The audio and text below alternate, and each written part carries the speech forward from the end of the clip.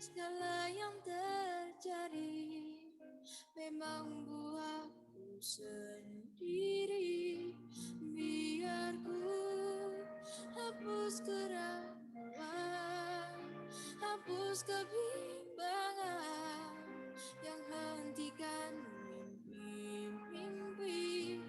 Karena kau ada di sini, membuat hatiku tegar hadapi semua. Terima kasih kau telah tunjukkan aku damamu yang membuat tentram hatiku. Ku kan selalu bersyukur dan ku kan tersenyum segala yang terjadi indah pada waktunya.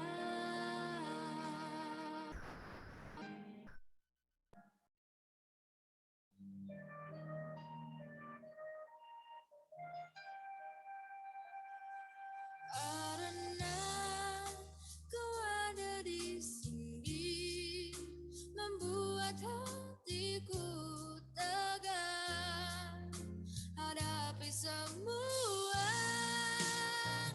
Terima kasih kau telah tunjukkan aku damamu yang membuat tentram hatiku. Ku kan selalu bersyukur dan ku kan tersenyum segala yang terjadi indah pada waktunya. Dan takkan pernah ku menyerah untuk terus menggapai bahagia.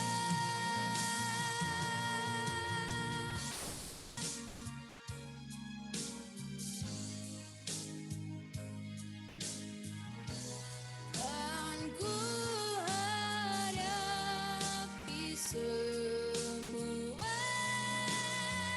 Terima kasih kau telah tunjukkan aku damamu yang membuat tentram hatiku. Ku kan selalu bersyukur dan ku kan tersenyum segala yang terjadi indah, segala yang terjadi indah pada waktunya.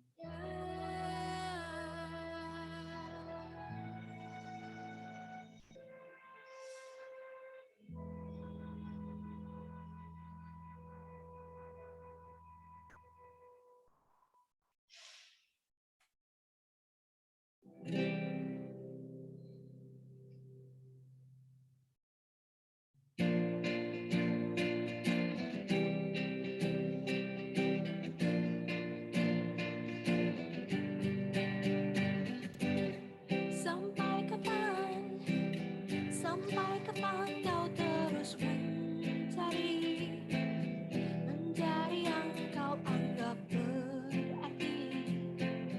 Tak peduli kata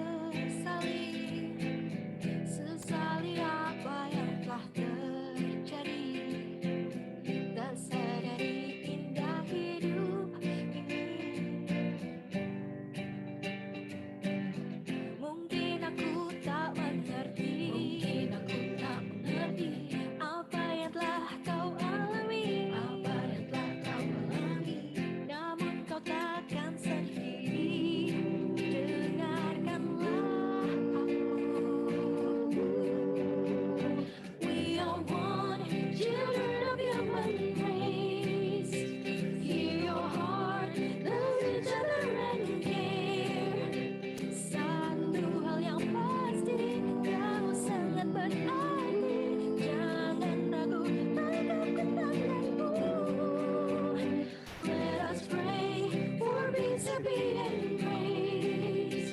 Celebrate, be grateful every day. Bagai embun pagi yang sejukkan hati, dan cintaku kan menyertai dirimu.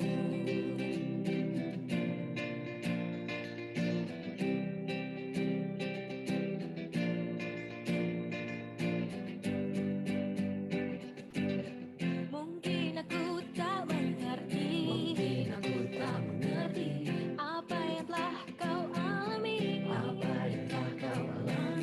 namun kau takkan sendiri. Dengarkanlah aku. We are one, children of human race. Hear your heart, love each other and care. Satu hal yang pasti, kau sangat berarti. Jangan ragu, rangkapkan tanganmu. Let us pray for peace, happy and grace. Celebrate, be grateful every day. Bagai embun pagi yang sejukkan hati, dan cintaku kan menyertai dirimu.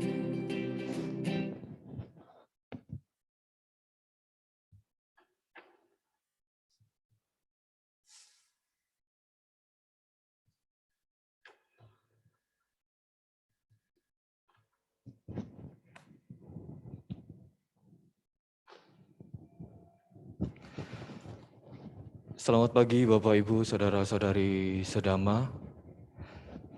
Sebelum kita mengawali puja bakti pada pagi hari ini, terimalah salam Dhamma, Sotihoto Namo Buddhaya.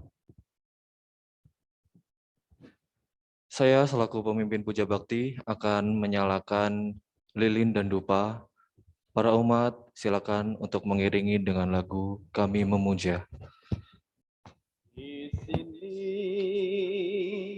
kami memuja namamu, Sang Buddha, bersama air dan bunga pelita dan dupa.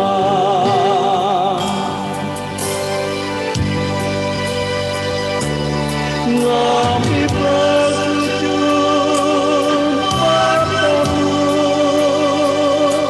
Yang Maha Suci dan sempurna. Kami berdoa untuk bernamaskara, mohon perlindungannya.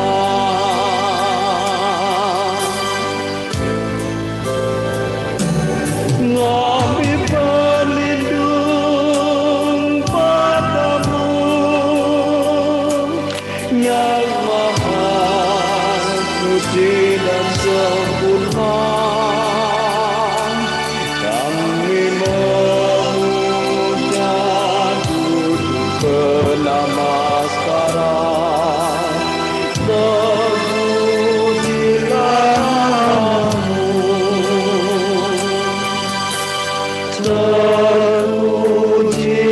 Sang Buddha.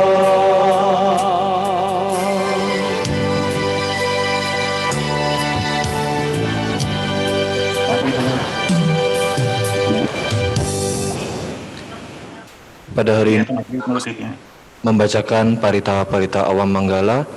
Mari kita mulai dengan melakukan namakara pata. Arahang Samma Sambuddho Bhagava.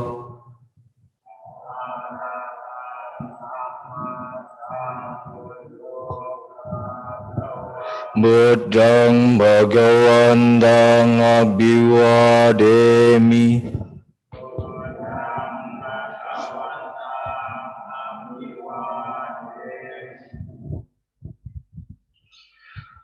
Swakato Bhagavata Dhammo Bhagavata Dhammang Namasami.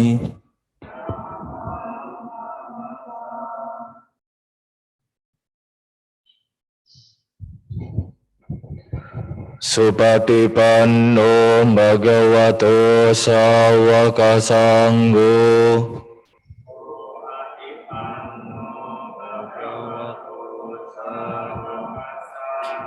Sanghang Namami.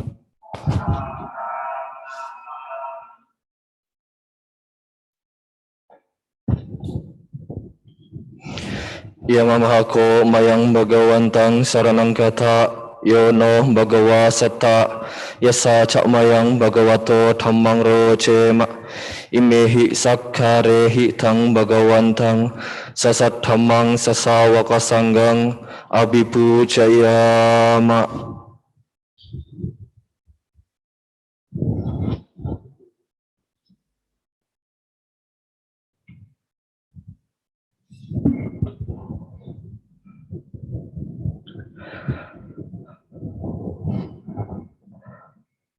Handamayang buddhasa Bhagavato pubaba ganamakarang karomase. Namo tassa Bhagavato arahato samma sambuddhassa. Namo tassa Bhagavato arahato samma sambuddhassa. Namo tassa Bhagavato arahato samma sambuddhassa. Handamayang saranagamana patang bandamase. Buddhang saranang gacchami, Dhammang saranang gacchami, Sanghang saranang gacchami. Dutiyampi Buddhang saranang gacchami. Dutiyampi Dhammang saranang gacchami. Dutiyampi Sanghang saranang gacchami. Tatiyampi Buddhang saranang gacchami. Tatiyampi Dhammang saranang gacchami. Tatiyampi Sanghang saranang gacchami. Handamayang Buddha Nusatinayang karomase. Iti piso Bhagawa arahang samma sambuddho. Wicacarana sampanno sugato lokawidu. Anuttaro purisa dhamma sarati. Satta dewa manusanang buddham bhagavati.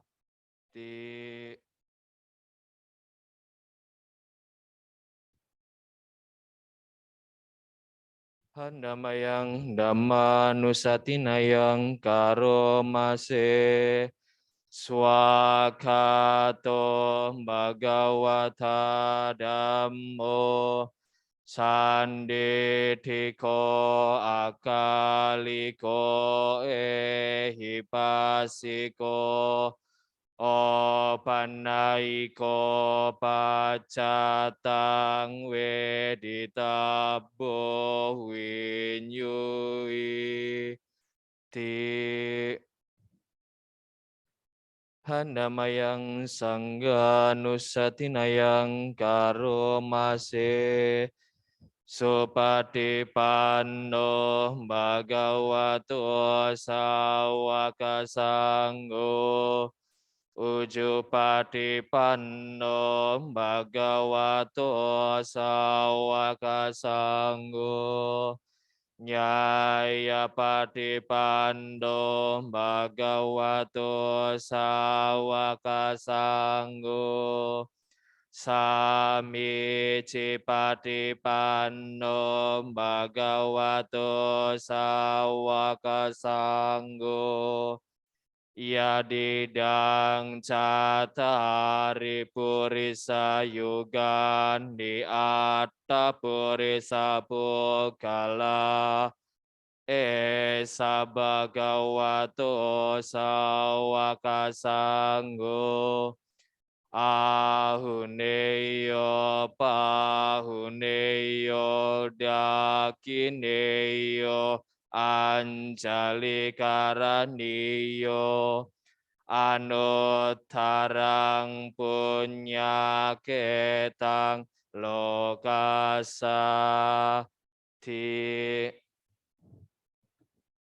Handamayang saca kirya gatayo manamase. Nati me saranang anyang. Buddho me saranang warang. Etena saca wajena. Sotite hotu sabada. Nati me saranang anyang. Namo me saranang warang. Etena saca wacena. Sotite hotu sabada. Nati me saranang anyang. Sanggo me saranang warang. Etena saca wacena. Sotite hotu sabada. Silakan untuk membuka buku Parita halaman 128. 128 Pabato Pamakatha.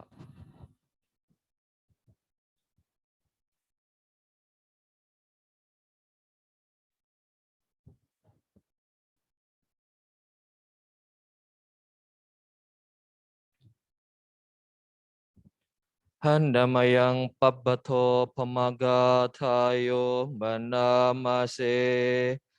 Yatha pisela wipula nabang ahat capapatha samanta anupariyeyung nipotenta catudisa ewang jara camacuca adiwatanti panino Khatiye brahmane wese sode canda lapukuse nakinci pariwaceti sabamewa bimadhati natatahati nang bumi naratanang napatiya nacapi mantayudena saka cetung dane nawa tasmahi pandito poso sambasangat dhamadhano Bodhe dhamme ca sangge ca diro sadang diwesaye yo dhamma carikayena wacaya udacetasa idewanang pasang sati Peca sage pamodati ti Handamayang Haryadana Gathayo Manamase Yasa Sadda Tathagate Acala Supatitita Silancaya Sakalyanang Arya Kantang Pasang Sitang Sangge Pasado Yasati Ujubutan Cadasanang Adalito Titangahu Amoganta Sajiwitang Tasma sadan casilanca pasadang damadasanang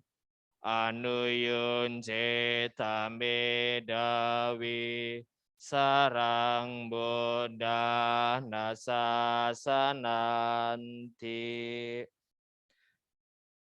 Selanjutnya marilah kita membuka halaman 134.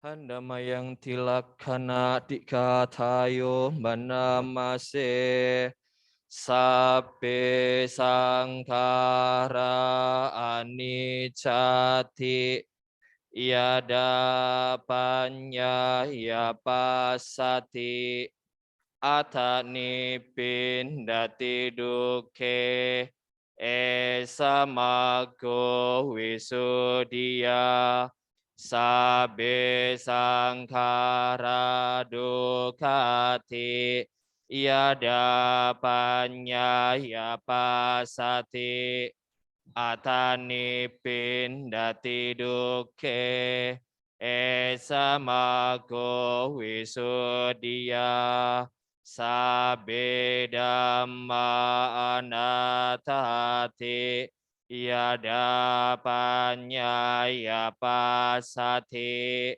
atani pindati duke esamago wisudia apakate manusesu ye jana paragamino atayang itara paca thira mewa nudawati ye cako samadakate dhamme dhammanuwatino te jana paramesandi macudeyang sudutarang kanhang dhammang wipahaya sukang bawe tapandito oka anokamagama vivekeya taduramang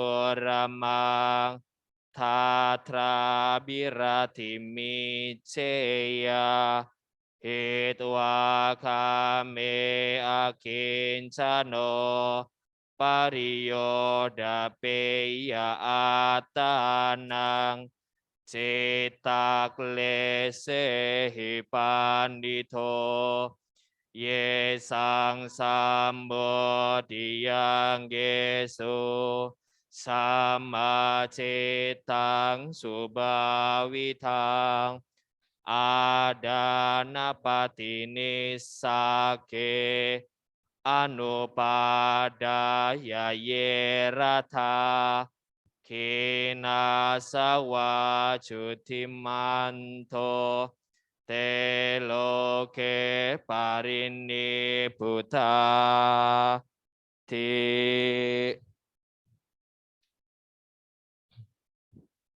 Kita buka halaman 137. Handamayang pangsukulagathayo manamase อนิจจาวัตสังขาราโอปาดวยดัมมิโนโอปาจิตวานิโรชันติเตสังโวปะสัมโมสุโคสัพเพสัทธามารันติชามาริงสุชามาริสาเรทัเทวาหังมาริสามินาทิเมเอตัสสังสยโย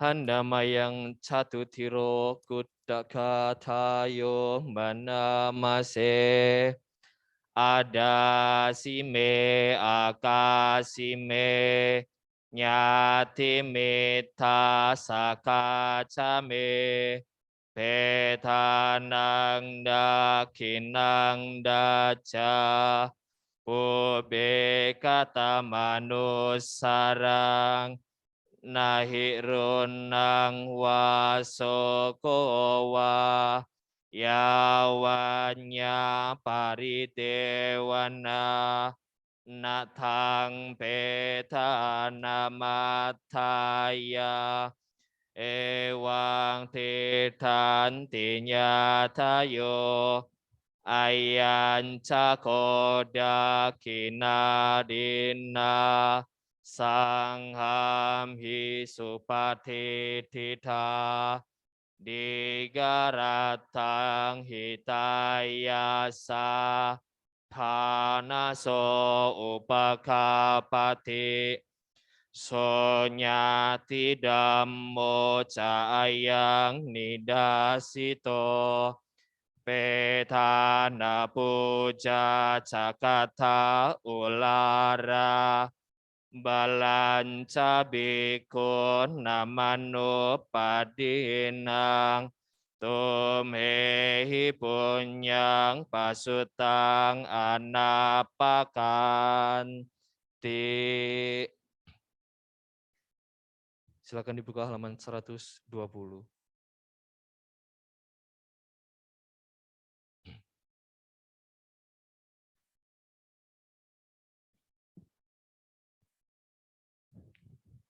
Handamayang sumanggala gathayo manamase hotu sabang sumanggalang rakantu sabba dewata sabba buddha nubawena soti hontu nirantarang hotu sabang sumanggalang rakantu sabba dewata sabba dhammanubhavena soti hontu nirantarang hotu sabang sumanggalang rakantu sabba dewata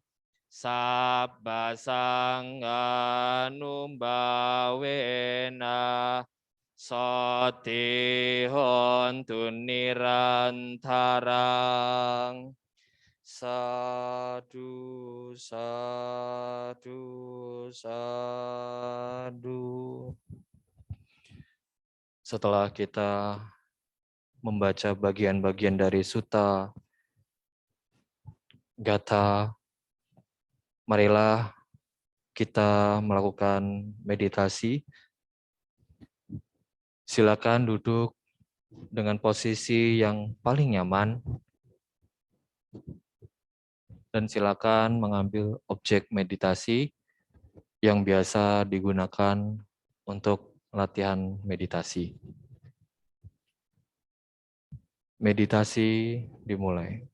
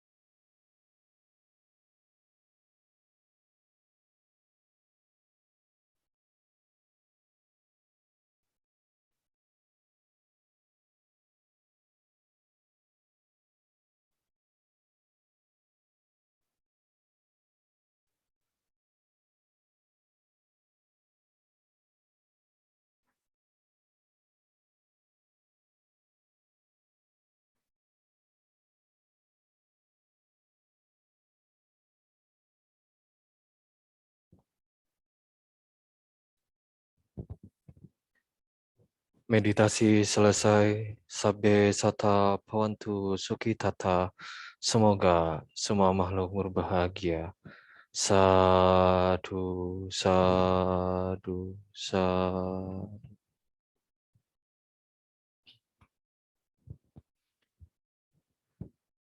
Bapak, Ibu, Saudara-saudari sedama, selanjutnya marilah kita melakukan permohonan 5 sila. Mayang bante tisaranena saha pancasila niyacama dutiyampi mayang bante tisaranena saha pancasila niyacama tatiyampi mayang bante tisaranena saha pancasila niyacama Yamahang wadamitang wadita. amabante Namo tassa bhagavato arahato samma sambuddhassa. Namo tassa bhagavato arahato samma sambuddhassa. Namo tassa bhagavato arahato samma sambuddhassa. Namo tassa bhagavato arahato samma sambuddhassa. Namo tassa bhagavato arahato samma sambuddhassa. Namo tassa bhagavato arahato samma sambuddhassa. Buddhang saranang gacchami. Buddhang saranang gacchami. Dhammang saranang gacchami. Dhammang saranang gacchami. Sanghang saranang gacchami. Sanghang saranang gacchami. Dutiyampi buddhang saranang gacchami. Dutiyampi buddhang saranang gacchami. Dutiyampi dhammang saranang gacchami. Dutiyampi dhammang saranang gacchami. Dutiyampi sanghang saranang gacchami. Dutiyampi sanghang saranang gacchami. Tatiyampi buddhang saranang gacchami. Tatiyampi buddhang saranang gacchami. Tatiyampi dhammang saranang gacchami.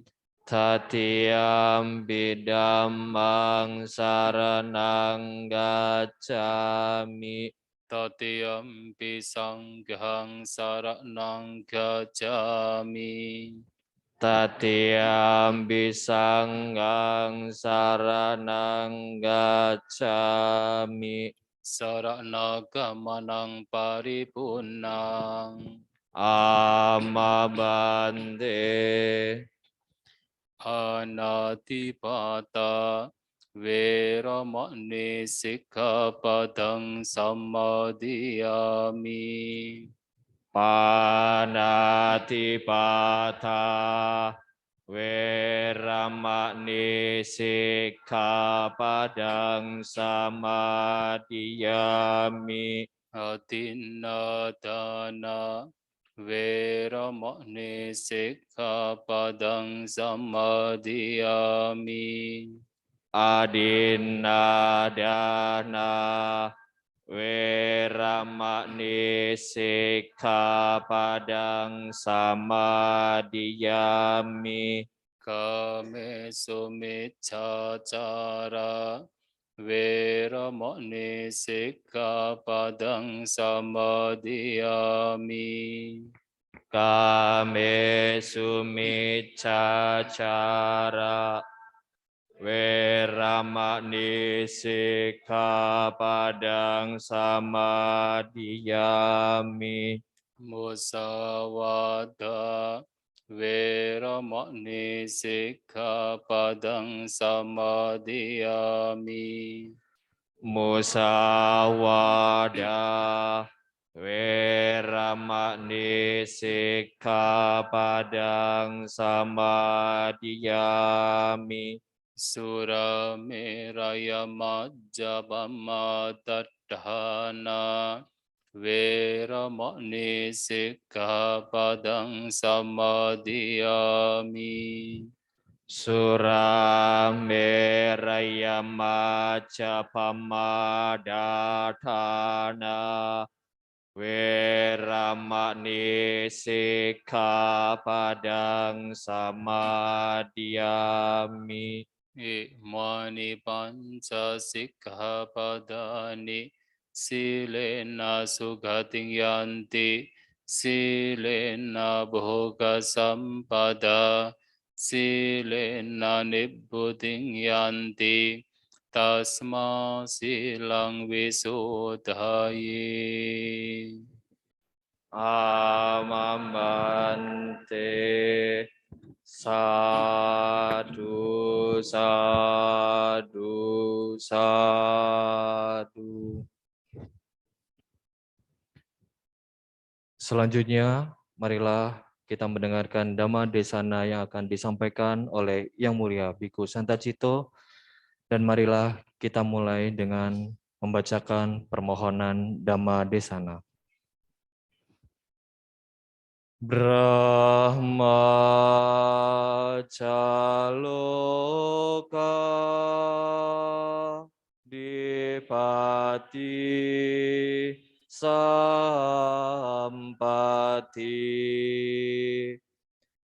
Katanjalian Dewarang Ayacata Santi Dasata Paraja Kacatika Tesetu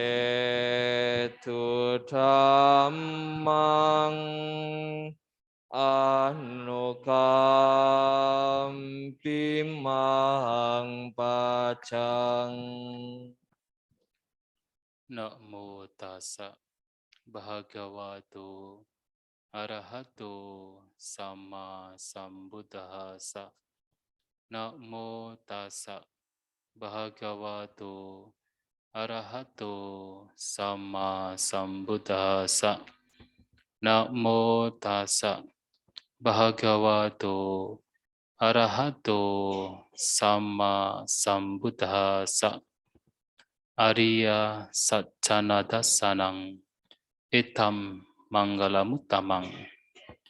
Memahami 4 kebenaran mulia, itulah berkah utama. Yang saya hormati para Rama-Ramani, Bapak Ibu, saudara-saudari sekalian, selamat pagi semuanya. Terpujilah Sang Buddha, Namo Buddhaya. Pagi hari ini merupakan kebahagiaan bagi kita semua, karena kita bisa berkumpul di wihara ini untuk melakukan satu kebajikan, lakukan puja kepada Buddha, Dhamma, dan Sangha dengan membacakan parita, meditasi, dan sekarang tiba saatnya untuk bersama-sama kembali merenungkan ajaran Sang Buddha. Yang pada kesempatan pagi hari ini berkah bagi saya karena kembali bisa sharing Dhamma di wihara ini, dan apa yang ingin saya sampaikan berkenaan dengan apa yang disabdakan Sang Buddha berkaitan Anubhubikata atau ajaran yang sifatnya bertahap. Ini penting sekali karena sangat berkenaan dengan praktik dalam kehidupan sehari-hari sesuai dengan apa yang diajarkan Sang Buddha. Seperti yang kita ketahui Bapak Ibu Saudara-saudari sekalian, bahwa kita sebagai umat Buddha memiliki keyakinan, memiliki kepercayaan bahwa kehidupan kita tidak hanya sekali ini saja. Kita telah begitu lama tanpa terhitung mengembara dari satu kelahiran ke kelahiran lain, dari satu alam ke alam lain. Sang Buddha menyampaikan bahwa kita diikat oleh yang disebut sangsara wada atau lingkaran sangsara, lingkaran tumimba lahir.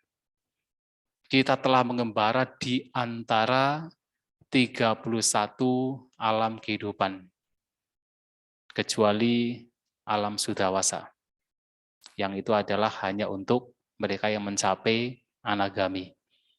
Dan alam-alam lain kita telah mengembara. Dan dalam pengembaraan ini kita telah mengalami sebenarnya banyak penderitaan.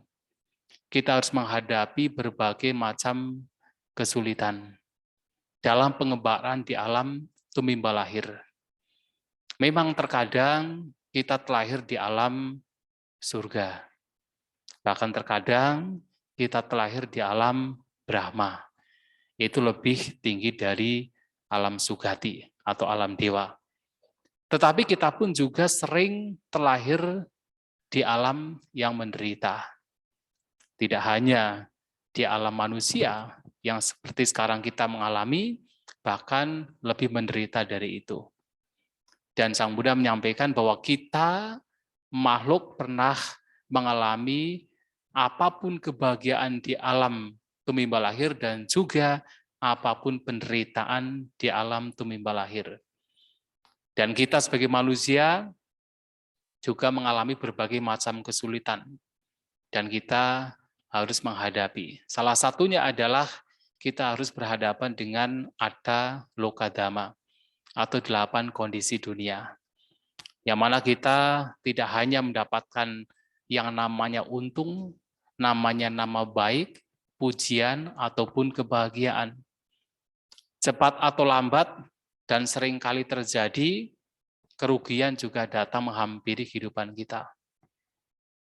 Nama buruk acap kali datang juga terhadap kita.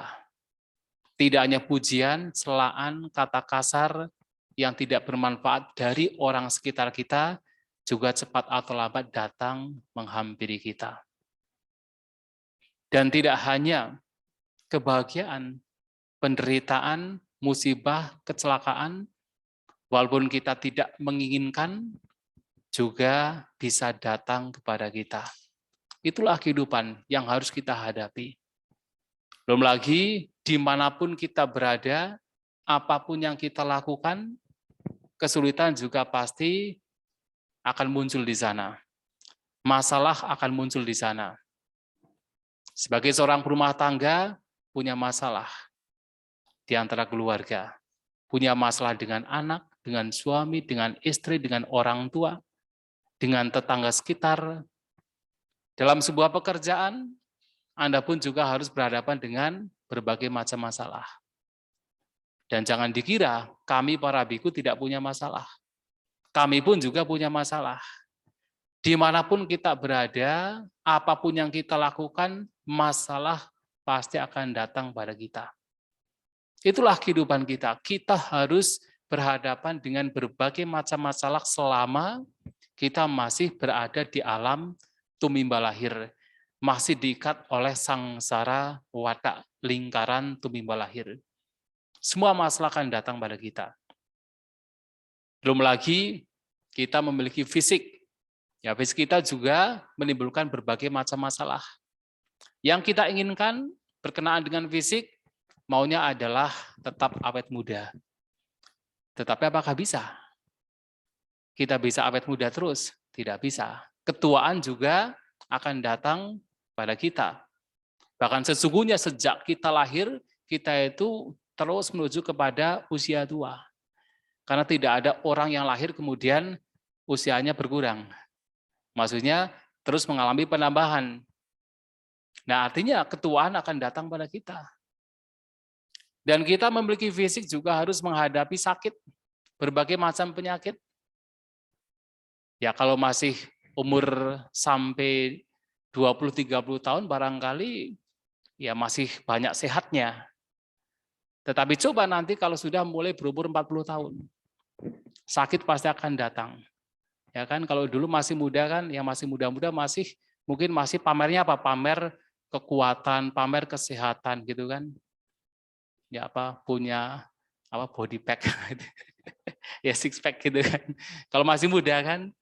Tapi coba nanti kalau sudah umur 40 tahun lebih, yang dipamerkan apa? Obat. Wah, ini obatnya bagus ini ya. Ini untuk kolesterol, ini untuk diabetes dan sebagainya. Yang dipamerkan adalah obat. Kenapa? Karena sudah mulai sakit berdatangan. Dan itulah kehidupan kita. Penyakit akan datang pada kita.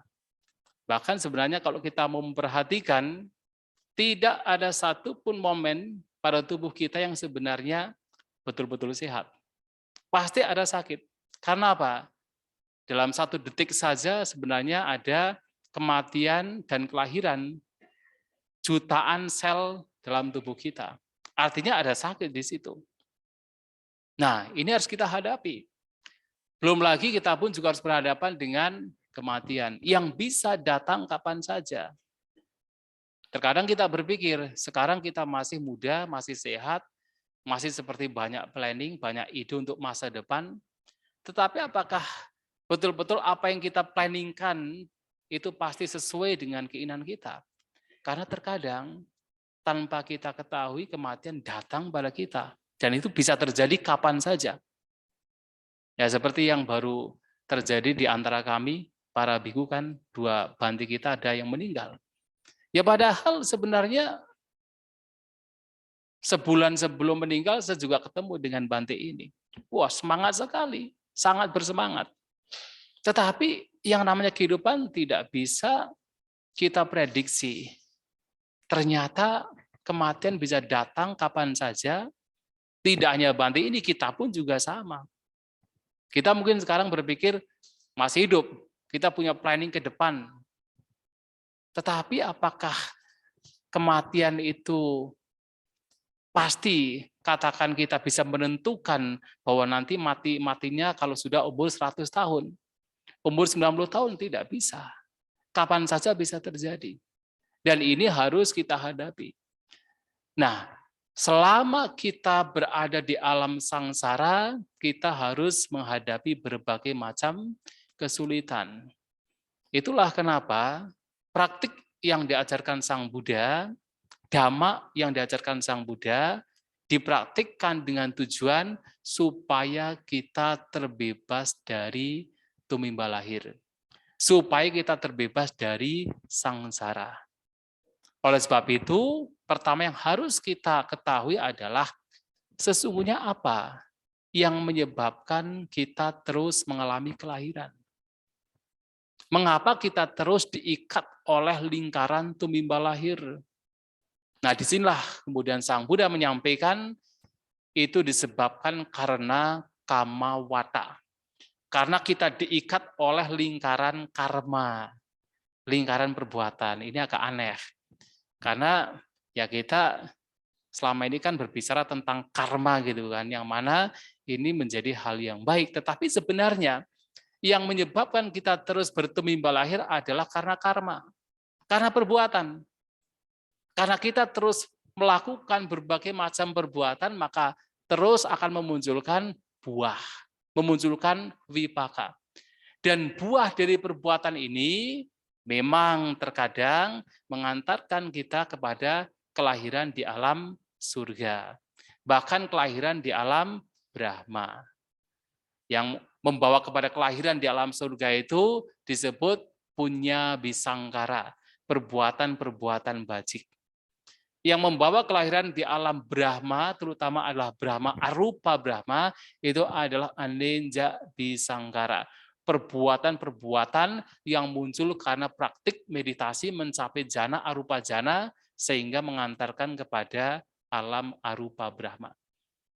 Tetapi walaupun perbuatan-perbuatan ini membawa kepada alam surga, alam arupa Brahma, alam Brahma, tetapi itu masih bagian dari tumimbal lahir.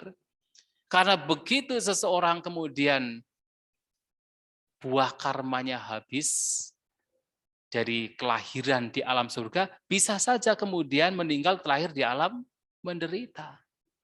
Itulah kenapa bahkan perbuatan yang bajik sekalipun itu menjadi penyebab mengapa seseorang terus mengalami berbagai macam kelahiran. Apalagi adalah perbuatan-perbuatan yang buruk, karma-karma buruk yang membawa kepada kelahiran-kelahiran di alam menderita.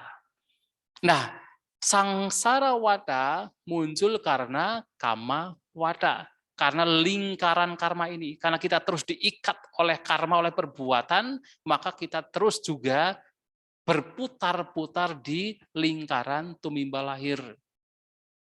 Nah, oleh sebab itu, kita pun juga harus tahu sebenarnya apa yang menyebabkan kita terus mengalami atau terus melakukan perbuatan. Nah, disinilah yang menjadi penting. Sang Buddha menyampaikan bahwasanya yang terus membawa kita terus melakukan perbuatan tidak lain adalah karena kilesa atau kilesa wata, lingkaran kotoran batin.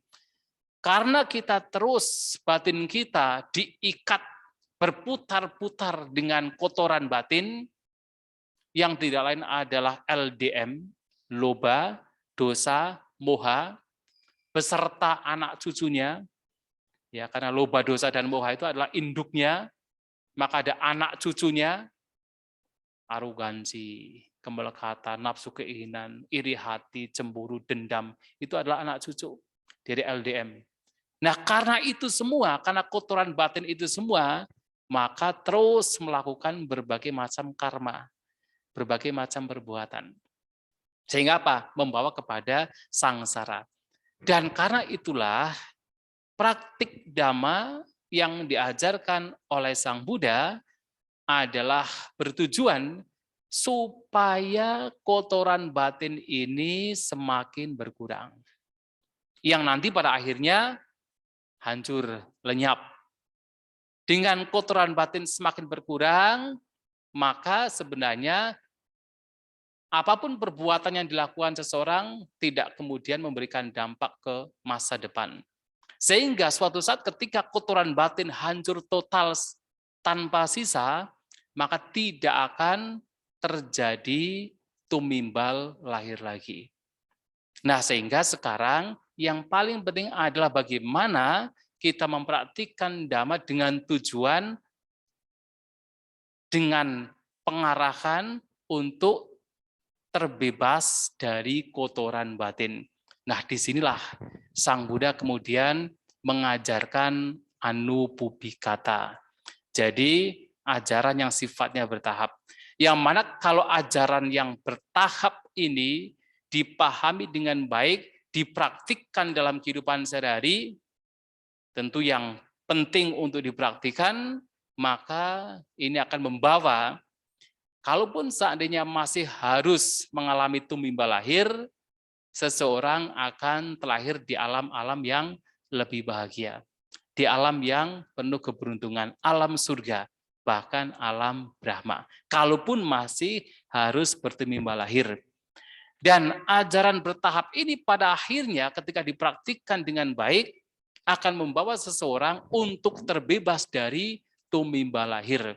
Maka ada dua keuntungan kalau mempraktikkan ini. Kalau masih berada di alam tumimba lahir, seseorang akan berada dalam kehidupan yang beruntung, terlahir di alam surga, bahkan alam Brahma, dan kalau dipraktikkan dengan baik, matang, maka membawa kepada bebasnya seseorang dari segala bentuk tumimba lahir. Dan ini adalah yang tertinggi dan menjadi tujuan utama kita mempraktikkan Dhamma. Lantas, apa ajaran bertahap yang diberikan oleh Sang Buddha?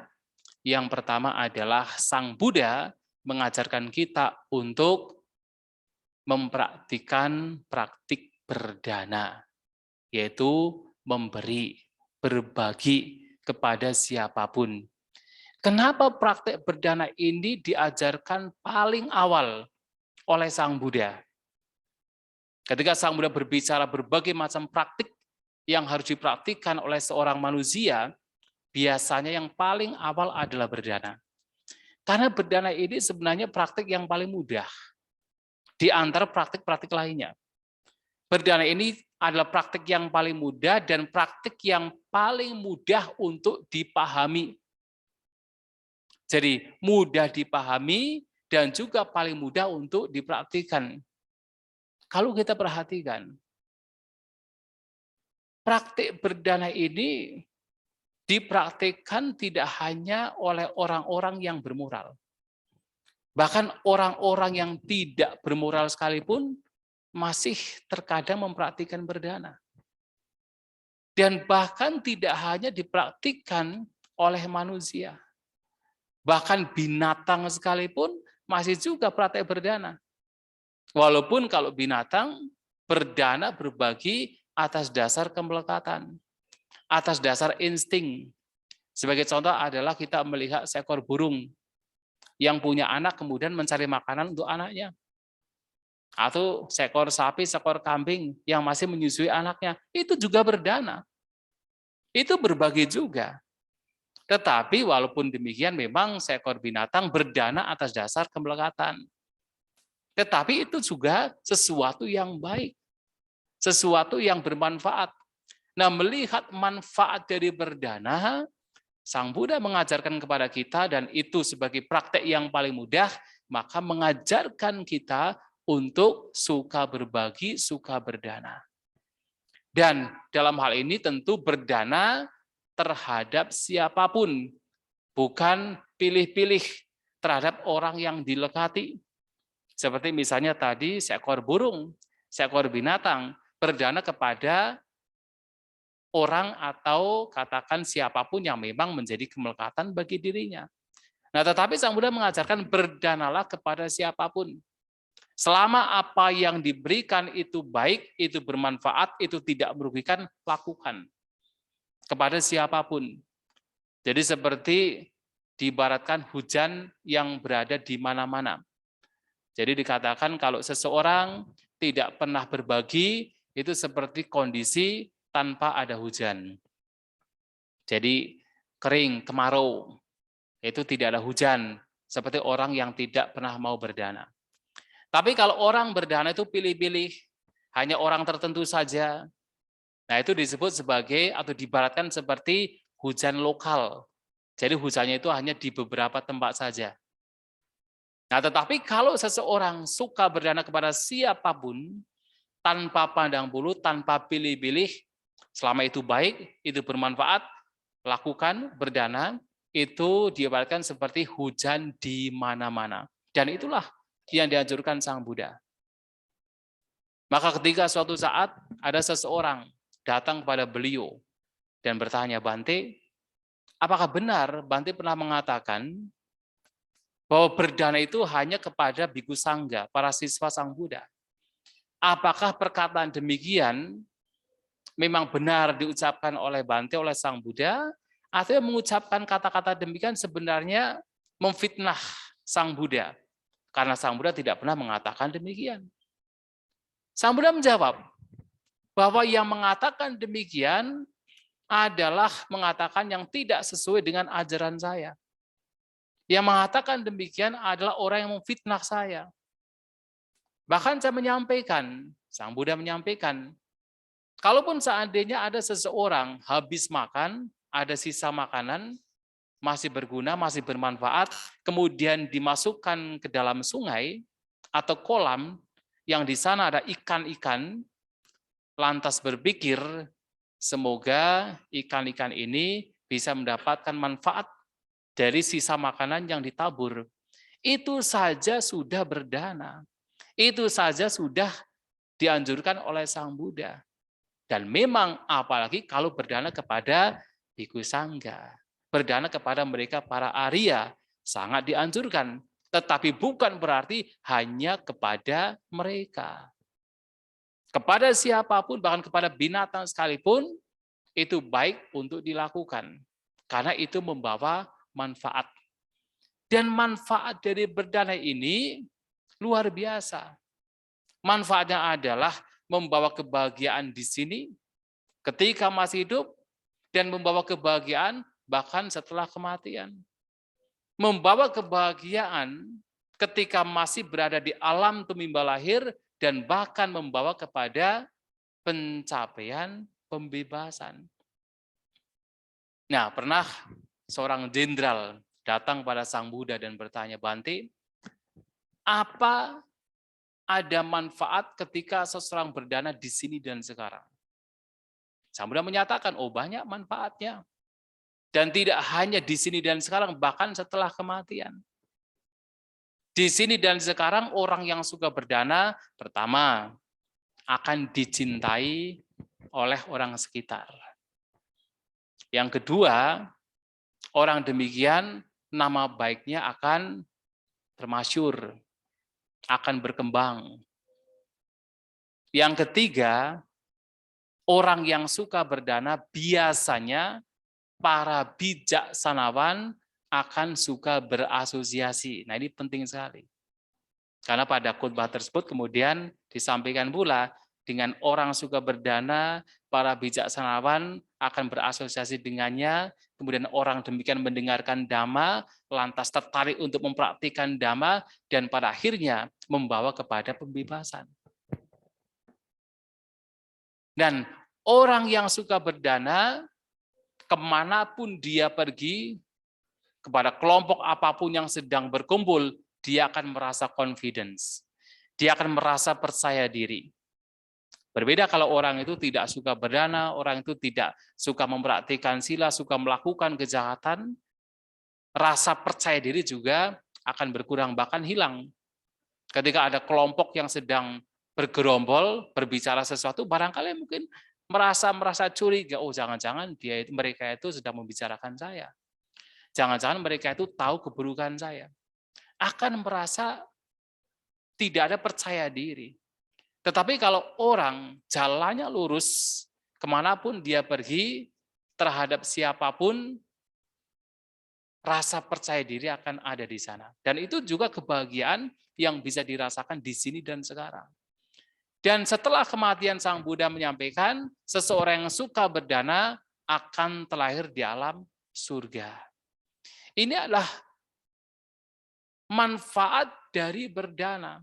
Bahkan manfaatnya tidak hanya manfaat yang bersifat duniawi, bahkan berdana juga membawa kepada manfaat spiritual. Kenapa? Karena ketika seseorang berdana, sesungguhnya orang demikian sedang melatih batinnya untuk mengikis kotoran batinnya. Kekikirannya berkurang. Keserakahannya berkurang, kemelekatannya berkurang. Dengan dia suka berbagi, suka memberi. Dan bahkan kebenciannya juga semakin berkurang. Kenapa? Karena orang berdana adalah ketika betul-betul dipahami dengan benar, orang demikian mengisi pikirannya dengan cinta kasih. Mengharapkan orang yang mendapatkan persembahan, mendapatkan dana, berbahagia. itu adalah pikiran cinta kasih, pikiran kasih sayang. Dan ketika pikiran ini diisi dengan cinta kasih, mustahil kebencian muncul di sana pada saat itu. Artinya, orang yang selalu mengembangkan cinta kasih dengan cara berdana, kebenciannya juga berkurang. Dan kalau dia melakukan dengan pengetahuan yang benar, ya kebodohannya juga berkurang. Kebijaksanaannya itu berkembang. Maka loba, dosa, moha itu berkurang ketika seseorang suka berbagi. Dan karena itulah kemudian disampaikan motif yang terbaik ketika seseorang berdana adalah citta langkara, citta parikara. Untuk memperindah, mempercantik batin. Artinya untuk supaya kotoran-kotoran batin ini berkurang. Dan kalau itu dilakukan, setiap berdana berbagi, lihat pikirannya. Oh ternyata bebannya semakin berkurang. Kebenciannya semakin berkurang, keserakahannya semakin berkurang. Ada rasa bahagia. Dan kalau demikian dilakukan, Sang Buddha juga menyampaikan, itu membawa kepada bahkan pencapaian anagami. Itu disampaikan Sang Buddha sendiri dalam khotbah beliau. Bisa mengantar kepada pencapaian anagami. Artinya berdana membawa kepada kebahagiaan tidak hanya duniawi, tetapi juga spiritual. Ini yang pertama. Yang kedua adalah sila. Mempraktikkan sila. Yang mana yang dimaksud dengan sila ini sebenarnya intinya ada dua hal. Yang pertama adalah menutup semua tindakan ucapan dan juga perbuatan jasmani dari tindakan-tindakan yang buruk. Jadi apapun perbuatan yang buruk melalui ucapan dan juga jasmani, ketika itu ditinggalkan, itu ditutup, itu adalah sila. Dan apapun perbuatan ucapan dan jasmani yang baik-baik, yang bermanfaat, ketika itu dilakukan, itu juga sila, praktik sila. Jadi praktik sila tidak hanya seperti yang sering diucapkan misalnya tadi memohon tuntunan Pancasila. Itu adalah satu aspek saja. Yaitu apa? Menghindari pembunuhan, pencurian, perzinahan, berbohong, dan juga mabuk-mabukan. Itu adalah satu aspek saja. Sang Buddha juga menyampaikan selain seseorang sebagai contoh menghindari pembunuhan, panati patta patiwirato, juga seseorang dianjurkan nihita dando, nihita sato, laji sabba butanukambi viharati. Artinya selain menghindari pembunuhan, orang demikian juga harus meletakkan senjata, meletakkan alat pukul, malu untuk melukai makhluk lain, dan hidup dengan kasih sayang terhadap semua makhluk. Artinya orang demikian juga harus melakukan action untuk menolong makhluk lain. Itu juga praktek sila. Tidak hanya seseorang menghindari misalnya berbohong. Tetapi ketika seseorang kemudian mengucapkan kata-kata yang benar, yang memang sesuai dengan fakta, dan itu bermanfaat, itu juga adalah praktik sila. Dan bahkan penghindaran dari kata-kata yang katakan tidak bermanfaat, tidak hanya kata-kata bohong. Termasuk kata-kata yang sifatnya adalah memecah belah, disebut sebagai pisunawasa sebagai contoh, itu juga praktek sila. Nah, pisunawasa ini seringkali diterjemahkan sebagai memfitnah, tetapi sebenarnya tidak hanya memfitnah. Lebih kepada kata-kata yang kemudian ketika diucapkan sifatnya memecah belah. Seseorang mendapatkan informasi dari kelompok A, kemudian dibawa ke kelompok B dengan tujuan memecah belah. Seseorang mendapatkan informasi dari kelompok B, dibawa ke kelompok A dengan tujuan memecah belah. Itu adalah pisunawasa, dan itu juga praktik yang harus ditinggalkan. Dan terkadang informasi dari A itu sebenarnya memang fakta, memang benar. Tapi kalau begitu kemudian dibawa ke B itu sifatnya memecah belah, itu juga sesuatu yang tidak baik. Ya kampanye seperti sekarang dengan menggunakan media sosial harus hati-hati. Ya kan di media sosial itu kan banyak sekali informasi. Yang kadang-kadang banyak di antara kita itu pokoknya asal share, asal dibagi begitu. Ya memang apa yang dibagi itu memang itu fakta, memang benar. Tapi kalau kemudian dampaknya adalah merugikan, dampaknya adalah tidak bermanfaat, memecah belah, itu juga bagian dari pisunawaca. Itu sesuatu yang tidak benar, tidak sesuai. Itu juga harus dihindari. Nah, ini juga penting untuk kita melakukan. Ya sebagai contoh misalnya mungkin ada yang waktu kemarin ikut ITC Indonesia Titika Canting. Nah, di sana kan ya ini contoh saja. Ada seorang samanera yang kemudian di belakang itu ada tato. Yang tatonya itu seperti gambar simbol dari agama lain. Kemudian difoto, ceklik.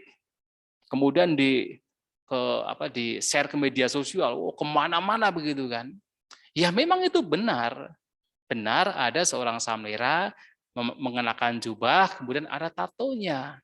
Itu benar, itu fakta. Tetapi apakah sesuatu yang itu benar, yang fakta itu harus di-share, harus dibagi?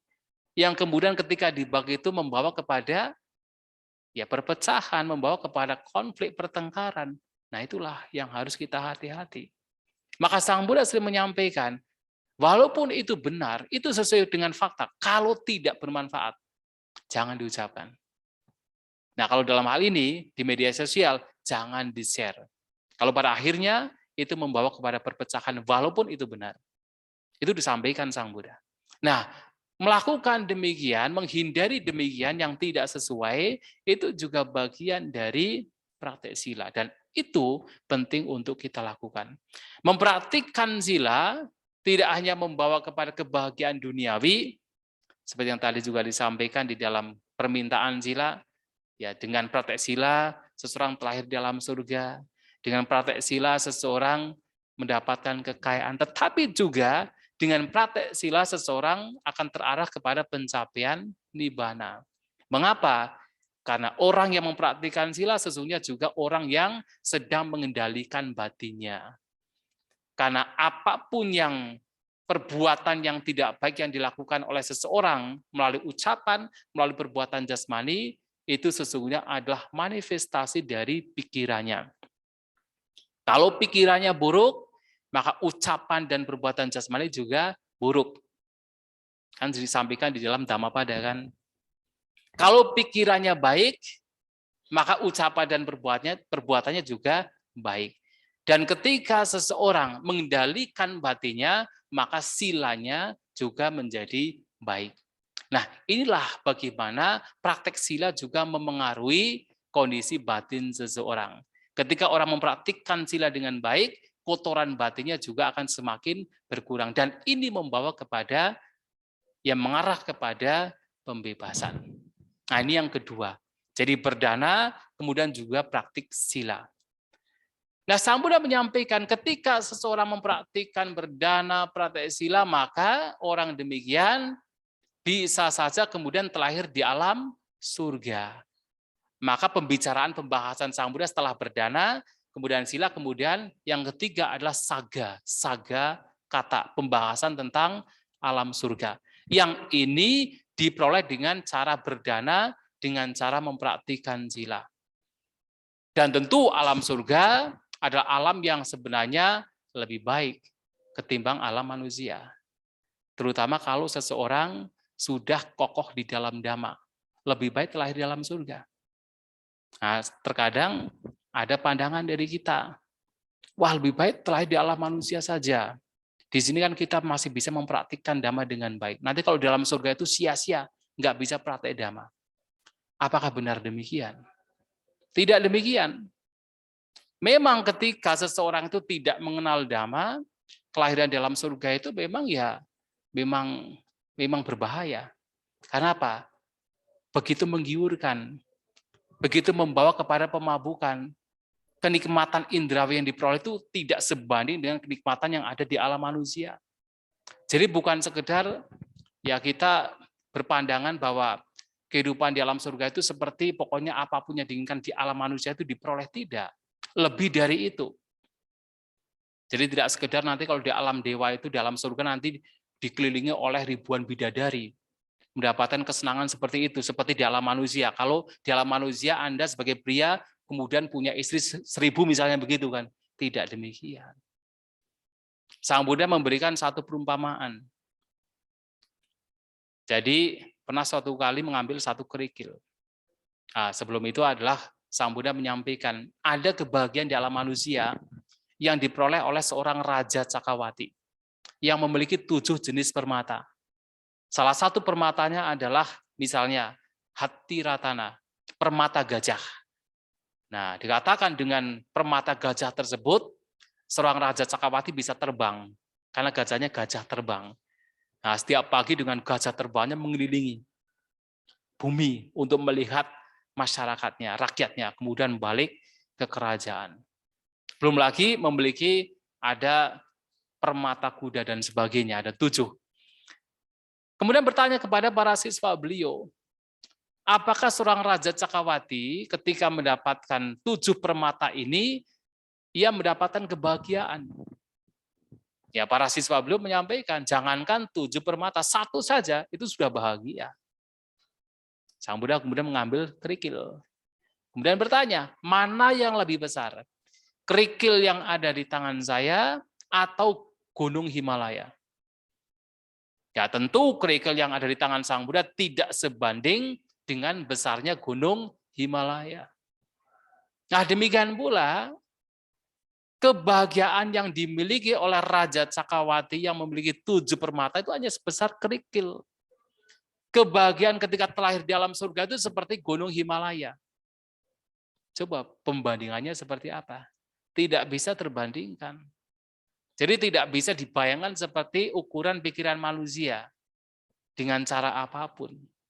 Nah, sehingga kalau seseorang tidak kokoh dengan dhamma, yang memang terlahir di alam surga itu, wah itu begitu memabukkan. Tetapi kita bisa melihat ada para dewa yang ketika kokoh dengan dhamma, kelahiran di alam surga itu menjadi satu kesempatan untuk memperhatikan dhamma. Ya coba Anda sekalian sebagai manusia yang mungkin merasa, oh di alam manusia itu kita bisa memperhatikan dhamma dengan mudah, dengan baik. Buktinya, apakah untuk bisa menyempatkan waktu misalnya retreat meditasi 1 minggu saja, mudah atau sulit? Ada yang pernah di sini retreat meditasi sampai 1 minggu betul-betul meditasi intensif? Ada tidak? Ada ya. Dalam berpuluh tahun ini sudah berapa kali? Baru 2 kali kan? Masih mending, karena yang lainnya belum. Ya toh? Sulit, lebih sulit untuk bisa menyempatkan waktu berpuluh-puluh tahun, 1 minggu saja, 10 hari saja itu sulit. Karena apa? Ya terlahir sebagai manusia kan banyak urusan kan, urusan dapur, ya toh, urusan pekerjaan. Anda sekalian masih muda-muda, urusan sekolah, berbagai macam kesulitan muncul. Tapi kalau telah di dalam surga kan sudah tidak punya urusan, nggak ada urusan dapur lagi. Ya toh, nggak ada urusan dapur, nggak ada urusan pekerjaan. Jadi kalau betul-betul mereka itu kokoh di dalam dhamma, itu adalah kesempatan bagi mereka. Makanya kita perhatikan banyak para dewa datang kepada Sang Buddha mendengarkan dhamma, mudah sekali bagi mereka untuk mencapai kesucian. Dalam kitab Ulasan, di khotbah pertama Sang Buddha, itu kan yang manusia yang mencapai kesucian itu berapa orang? Cuman 1 kan? Siapa? Bante Kondanya. Kan cuma 1 kan? Tapi ternyata dalam kitab Ulasan disampaikan ada 180 juta makhluk dewa yang mencapai kesucian. Pembandingannya itu sangat banyak. Artinya kalau telah di dalam surga itu sebenarnya kalau sudah kokoh di dalam dhamma, itu sesuatu yang sebenarnya menguntungkan. Makanya Sang Buddha menyampaikan, praktek berdana, praktek sila membawa di alam surga. Tetapi kemudian memang oleh beliau, Sang Buddha disampaikan, bahwa kesenangan indrawi, termasuk kesenangan indrawi yang di alam surga itu, ada bahayanya. Maka kemudian berbicara tentang kammadhinawa kata, pembahasan tentang bahaya yang bisa muncul dari kesenangan indrawi. Karena apa? Sebanyak apapun kesenangan indrawi yang kita peroleh, kalau kita mengejar, hidup hanya mengejar kesenangan indrawi, kita tidak pernah merasa puas. Tidak pernah merasa puas, seberapapun banyak yang kita peroleh. Maka dikatakan unoloko atito tanhadaso. Bahwa manusia ini, makhluk-makhluk ini selalu merasa kurang, unoloko. Merasa kurang, seberapapun kesenangan indrawi yang diperoleh, selalu merasa kurang. Atito tidak pernah merasa puas. Dan bahayanya adalah ketika kemudian seseorang hanya hidup untuk mengejar kesenangan indrawi, orang demikian akan menjadi budak dari keinginannya sendiri. Tanhadaso. Dan pada akhirnya penderitaan yang pasti muncul. Belum lagi adalah bahaya ketika menjadi budak dari nafsu keinginannya sendiri, banyak orang kemudian melakukan berbagai macam kejahatan hanya demi memenuhi keinginannya sendiri. Kalau kita perhatikan, kalau kita hanya sekedar misalnya hidup di alam manusia kan kita membutuhkan paling kan ya 4 kebutuhan pokok kan. Sudah ada tempat tinggal, ada baju yang dikenakan, ada makanan, dan pada akhirnya hanya obat-obatan ketika sakit. Dan banyak di antara kita sudah sebenarnya melimpah ruah. Banyak orang-orang yang super kaya, mereka sudah melimpah ruah dengan kekayaannya, apakah kemudian orang demikian sudah merasa cukup? Merasa puas? Belum tentu. Belum tentu merasa puas. Kenapa? Karena hidup untuk mengejar kesenangan indrawi.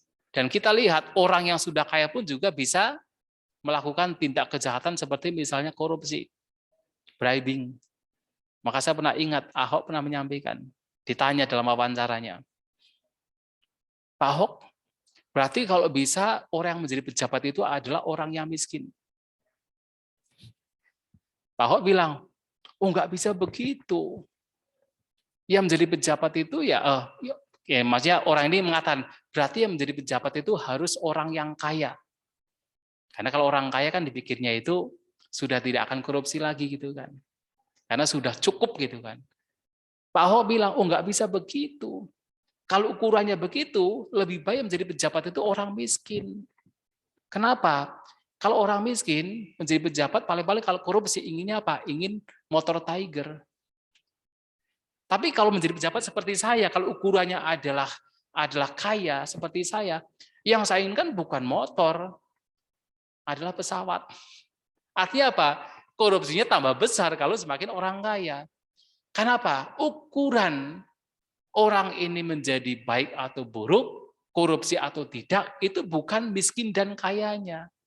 Ukurannya adalah karakter kita. Batin kita terkendali atau tidak, kita jujur atau tidak.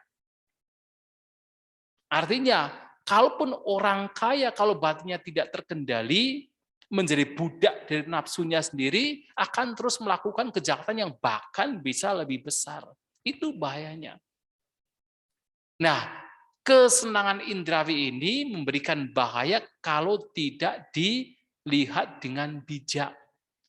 Tidak diperhatikan dengan bijak. Maka Sang Buddha kemudian menyampaikan pentingnya untuk meninggalkan kemelekatan terhadap kesenangan indrawi. Disebut sebagai nikkama nisangsa, manfaat dari meninggalkan kemelekatan terhadap kesenangan indrawi.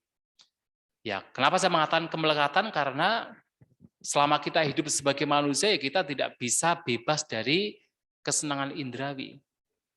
Artinya kita masih makan dan kita merasakan nikmat. Kita masih minum, kita merasakan nikmat. Itu sesuatu yang wajar. Tetapi yang menjadi masalah adalah ketika kemudian melekat dengan kesenangan indrawi, dan itu menjadi masalah. Kalau hanya sekedar makan, sekedar minum, tinggal di tempat berteduh, kita beristirahat, kita mandi, itu semua adalah sesuatu yang wajar. Tapi kalau kemudian sudah diselipkan di sana, disertakan di sana kemelekatan, itu yang membawa kepada penderitaan. Karena begitu apa yang dilekati, kesenangan indrawi yang dilekati dan tidak diperoleh, penderitaan mulai muncul. Ketidaksukaan mulai muncul, kemarahan bisa muncul. Dan pada akhirnya berbagai macam kejahatan bisa dilakukan ketika kemelekatan terhadap kesenangan indrawi itu dikembangkan di sana. Maka kemelekatan inilah yang harus ditinggalkan. Bagaimana meninggalkan semua ini, kotoran-kotoran batin ini? Nah, karena kemelekatan terhadap kesenangan indera itulah yang membawa kepada kotoran batin, berbagai macam kotoran batin. Itulah kemudian Sang Buddha mengajarkan ajaran yang tertinggi sebagai ajaran yang final. Disebut sebagai Buddhanang Samuka Sikadesana. Ajaran yang terkemuka, yang tertinggi dari para Buddha. Yang tidak lain adalah 4 kebenaran mulia. Di sana Sang Buddha kembali menunjukkan bahwasanya memang hakikatnya pada akhirnya hidup itu duka. Hidup itu adalah penderitaan. Termasuk yang menyenangkan sekalipun, karena sifatnya tidak kekal, membawa kepada penderitaan.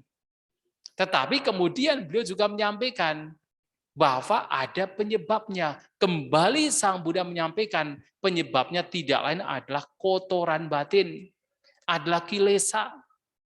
Yang mana kalau seseorang ingin terbebas dari penderitaan, maka kilesa inilah yang harus dihancurkan.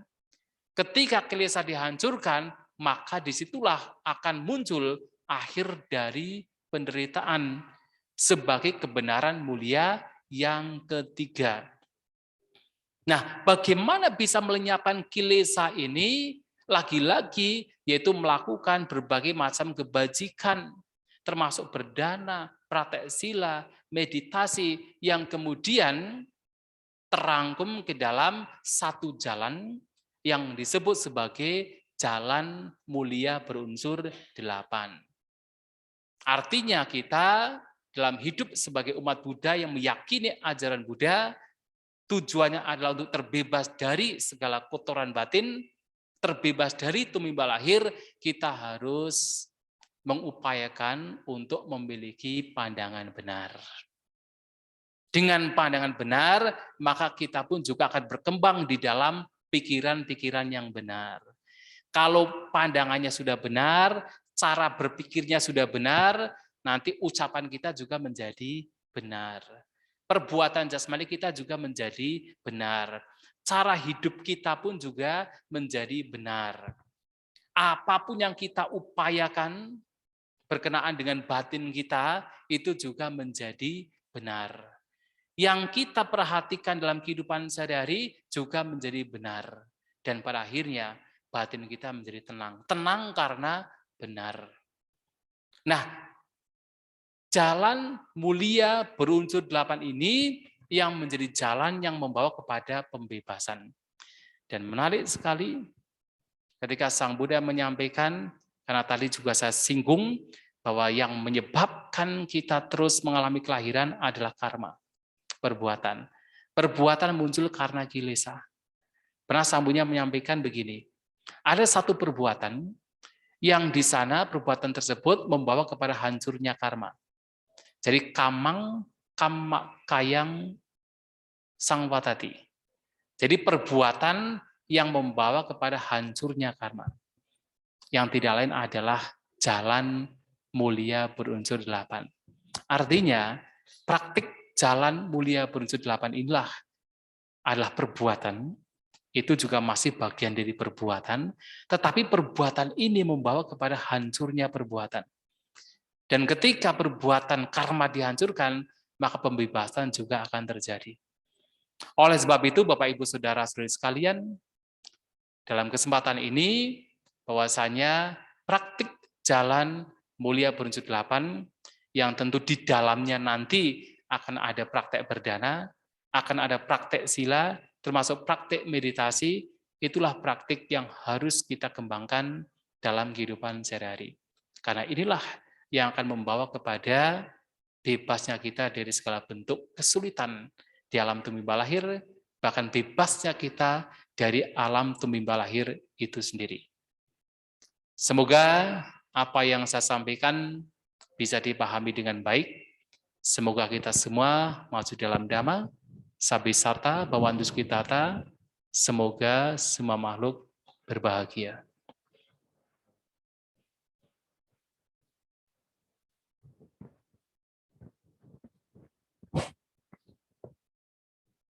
Anumodana kepada Bante Santa Cito atas Dhamma Desana yang telah disampaikan. Semoga membuat kami semua semakin semangat menjalankan ajaran Sang Buddha.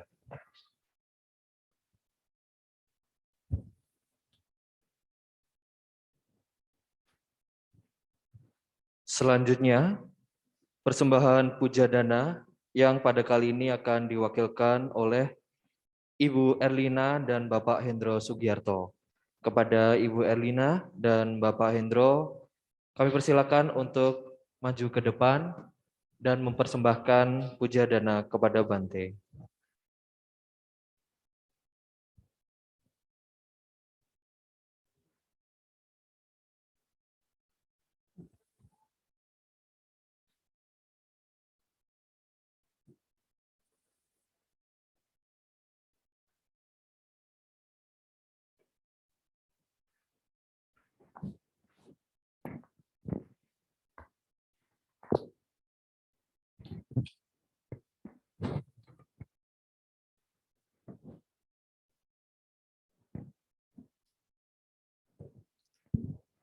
Ya, baik.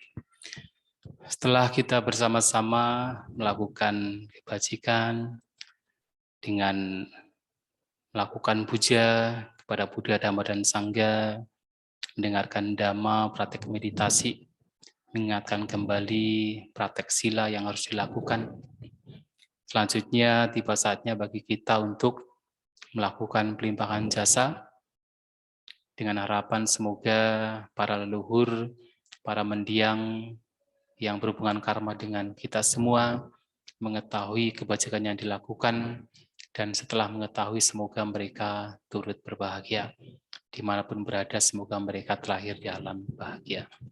Ya, silakan bagi yang menuang air untuk mewakili menuang air.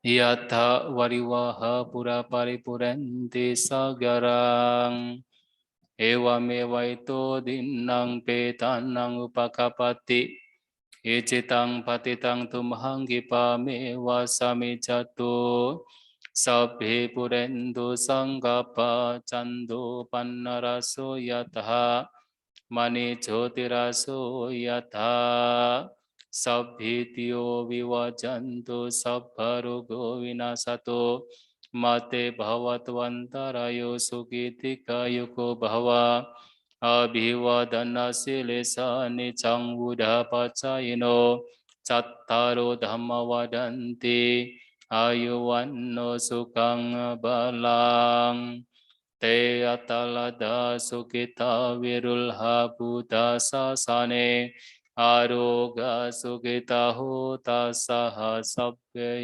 inyatipi Jayanto Bodhi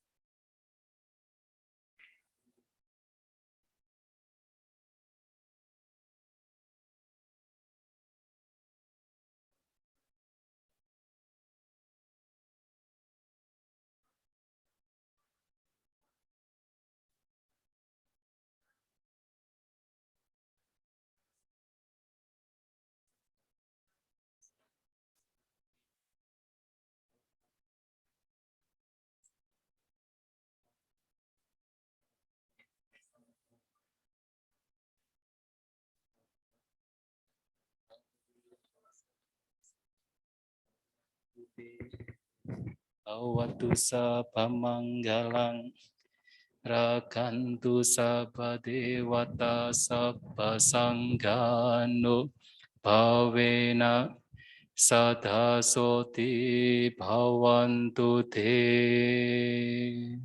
Sadu, sadu, sadu. Selanjutnya, marilah kita melakukan penghormatan kepada Bante. Bagi para umat, silakan bertumpul lutut dan beranjali sambil memposisikan diri lebih rendah dari Bante dengan cara turun dari asana. Saya akan mengawali dengan mengucapkan okasa. Para umat mengikuti mengucapkan Wandami Bante dan Panamakara 3 kali. Okasa Wandami Bante. Abhiwadana silesane cangbuddha pacayino cattaro dhamma wadanti ayuwanno sukhang balang. Sadu, sadu, sadu. Para umat tetap beranjali dan bertumpul lutut karena Bante Santacito berkenan meninggalkan Dhammasala.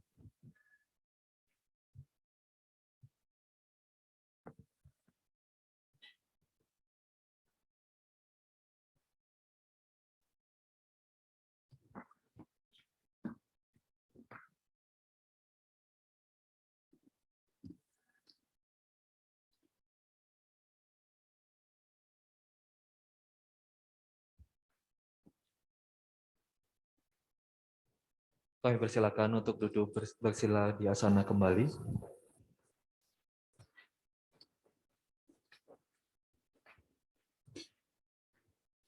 Selanjutnya akan saya sampaikan pengumuman. Untuk pengumuman yang pertama, untuk Puja Bakti minggu depan tanggal 20 November, Dhammadesana akan diisi oleh Yang Mulia Biku Ratna Diro. Kemudian untuk hari Selasa dan Rabu, yakni tanggal 15 sampai dengan 16 November, setiap jam 6 petang, Yang Mulia Biku Abijato berkenan untuk memberikan dhamma kelas di Yayasan Samagi Wirya. Jadi kepada Bapak Ibu, Saudara-saudari sedama yang pada saat itu bisa mengikuti, silakan hadir di Yayasan Samagi Wirya hari Selasa dan Rabu, yakni tanggal 15 dan 16 November jam 6 petang. Bagi yang tidak dapat hadir langsung di Yayasan Samagi Wirya, tetap dapat mengikuti dari Zoom. Untuk linknya tetap Zoom ID dan passwordnya tetap sama seperti Puja Bakti hari ini. Kemudian untuk info dana makan, besok ada dana makan siang, hanya dana makan siang untuk Yang Mulia Biku Abijato. Untuk informasi dana makan hari selanjutnya akan diinformasikan lebih lanjut. Selanjutnya terkait dana paramita, Bapak Ibu dapat melakukannya dengan memasukkan dana ke kotak dana yang ada di belakang dan juga bisa melakukan transfer ke nomor rekening Yayasan Samagi Wirya, yakni di Bank BCA 4483128889. Jangan lupa mencantumkan kode unik 100 di bagian belakang. Contoh 50.000, maka dimasukkan 50.100. Seperti itu. Kemudian marilah kita melakukan pelimpahan jasa lagi dengan membacakan Eta Wata Tia Adipati Dana halaman 140. Pembacaan parita pada hari ini masih dalam rangkaian parita awam manggala. Mari kita khususkan pembacaan Eta Wata Adipati Dana ini kepada dua biku yang telah meninggal, yakni Yang Mulia Biku Sila Kuto Tera, Yang Mulia Biku Abijato, dan kemudian Ibu Marlina. Pada bagian Eta Wata Tia Adipati Dana, pada bait kelima yang terakhir tertulis Imang Rakhantu Petakang, Karena kita untuk mengenang lebih dari satu mendiang diganti menjadi Ime Rakantu Petake, sambil merenungkan semoga jasa kebajikan kita melimpah kepada para mendiang.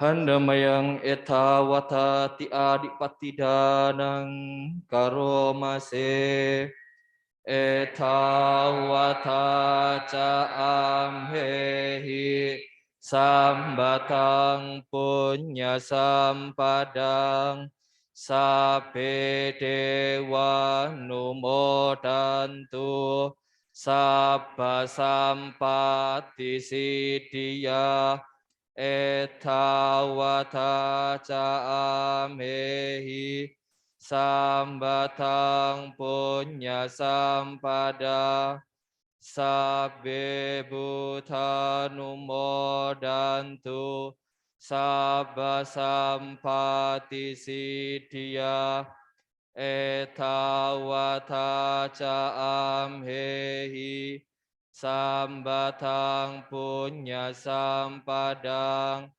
sabbe sata numodantu sabba sampati siddhya idang wonyatinang hotu sukita hontu nyatayo idang wonyatinang hotu sukita hontu nyatayo idang wonyatinang hotu sukita hontu nyatayo akasata ca bummata dewa naga mahidika punyang tangan numoditwa imerakantu petake akasata ca bummata dewa naga mahidika punyang tang anumoditwa cirang rakantu wosada sadu sadu sadu. Marilah kita tutup dengan melakukan nama Karapata.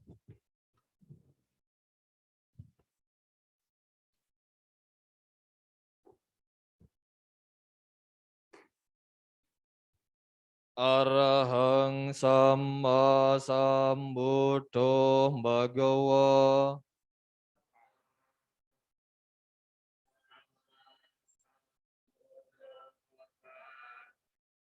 Buddhang Bhagawantang Abhiwademi.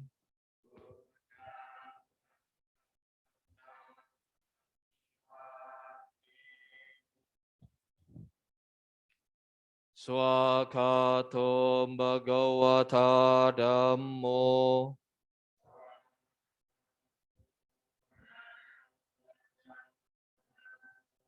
Dhammang namasami.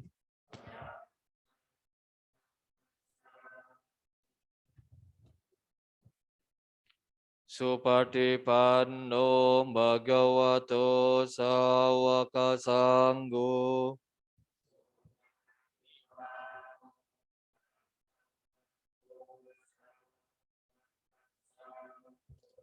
Sanghang namami.